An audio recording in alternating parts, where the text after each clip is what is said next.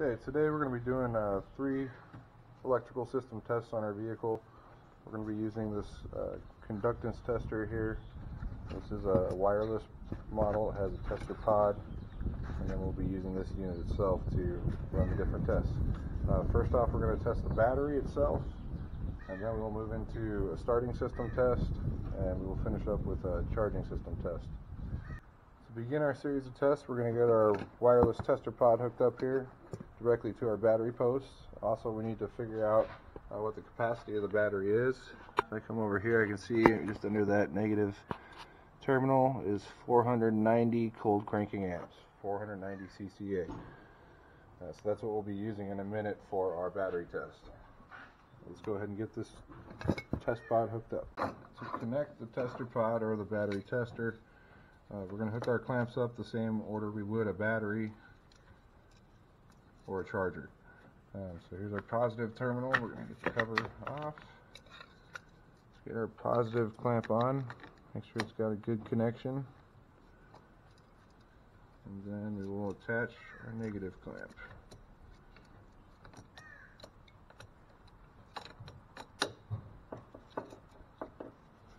As soon as I attach the negative clamp, we'll see the tester pod come on. And I'm just going to put this somewhere out of the way. Okay, first we need to power on the tester unit.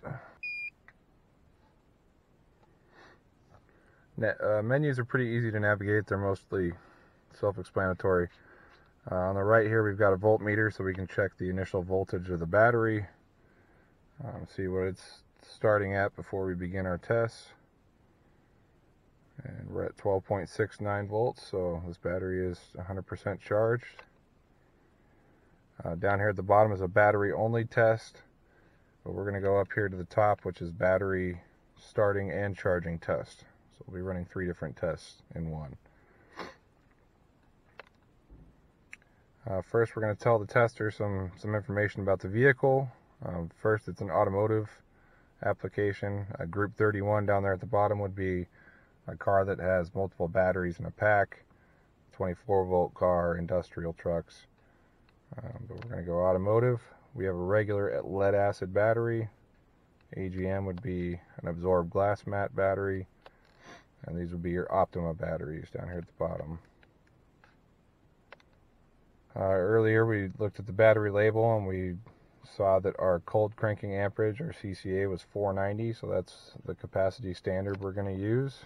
I'm going to tell the tester exactly what type or what capacity our battery is. See, it was at 490.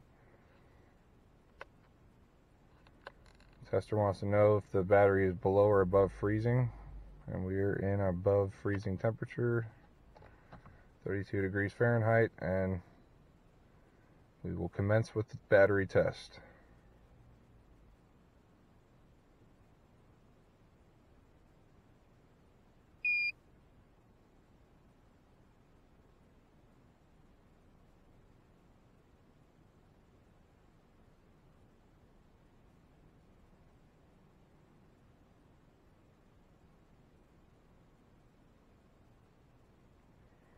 Okay, it detected some system noise. You have to make sure your doors are all closed, no dome lights on. A lot of modern vehicles, some computers may still be powered up, but it was still able to complete the test and tells us our battery is above 100% capacity, so it is okay. We're going to hit enter now to begin the starting system test, and we will have to start the vehicle for that, and it's going to tell us how long it takes the vehicle to start and monitor what the voltage drops down to when we engage the starter, to see how much power is the starter pulling off the battery and can our battery support that. So we're going to hit enter here to begin our starter system test.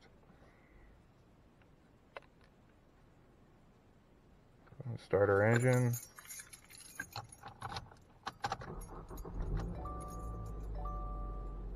Okay, cranking time was 4 seconds, so it took 4 seconds for our car to crank over and start the engine.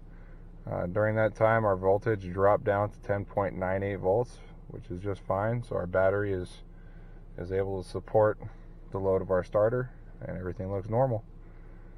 Next, we're going to move to our charging system test, and a couple different things that are going to happen during this test is it's going to ask us to rev the engine up to a certain RPM, so we can get that alternator spinning faster and see what the difference in capacity is from idle and with the engine rotating and spinning faster. Also, it's going to have us turn some electrical components on to help try and draw a load out of that alternator with our high beams and our blower motor and other components to try and stress the alternator a little bit and see what it can do. Make sure that it can support the electrical system. So we're going to go ahead and hit enter to begin our charging system test, and we'll follow our instructions on this.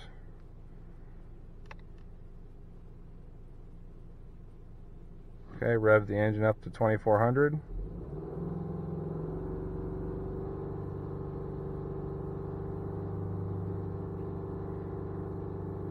I'm going a little higher because it has a hard time detecting it sometimes. Modern vehicles.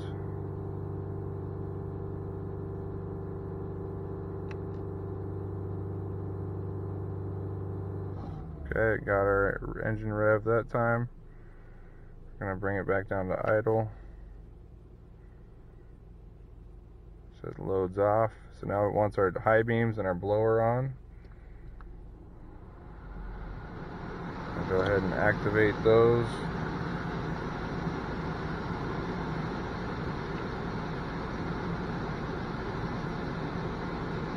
Let's test it idle, and I'm going to bring it up to 3,000 RPMs.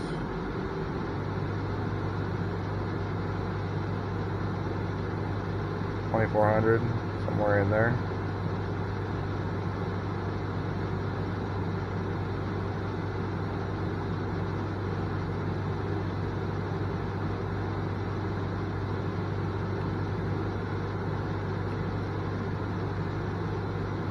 Okay, idle the engine, let it drop all the way back to idle. Enter.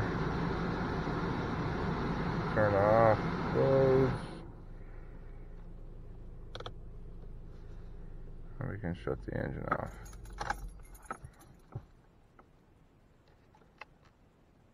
Now we'll get a readout of our charging system. So no problems found. No load is what the voltage was with the engine operating, and then you can see when we loaded the alternator up and started drawing some current with our high beams and our blower motor and our air conditioning, that it didn't drop down. We didn't see any fluctuations, so the alternator is doing its job in supporting our electrical system. So between those three tests, we can get a good kind of first lap on, does our electrical system have any issues, and if so, which system do those problems lie in? So then we can investigate further. Alright, that's going to conclude our test, this portion of the test. Now we're going to disconnect the clamps and stow the tool. Okay, we're going to disconnect our tester pod or our battery tester in the same order we would disconnect a battery or a charger. So the first thing we're going to disconnect is our ground cable and then our positive cable. Go ahead and stow those. And we're good to go.